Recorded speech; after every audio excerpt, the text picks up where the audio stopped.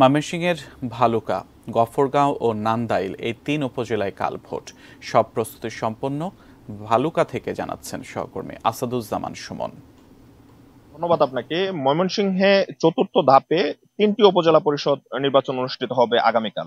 ভালুকা, গফরগাঁও ও নান্দাইল এই 3টি উপজেলায় ভোট গ্রহণে প্রশাসনের পক্ষ থেকে সকল প্রস্তুতি হাতে নেওয়া হয়েছে। অবাধ, সুষ্ঠু এবং নিরপেক্ষ ভোট গ্রহণে প্রশাসন বদ্ধপরিকর বলে আমাদেরকে জানিয়েছে।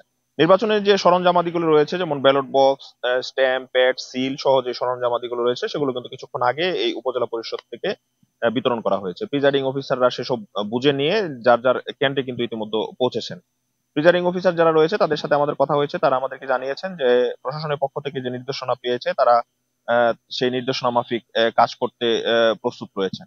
এবং যারা অন্যান্য দায়িত্বে রয়েছেন, নিরাপত্তার দায়িত্বে যারা রয়েছেন, পুলিশ প্রশাসনের সাথে যারা রয়েছেন, আনসার, র্যাব, বিজিবি সহ যারা রয়েছেন, তারাও আমাদেরকে জানিয়েছেন যে সুষ্ঠু ভোট গ্রহণে তারা কিন্তু সকল ধরনের প্রস্তুতি নিয়ে রেখেছেন।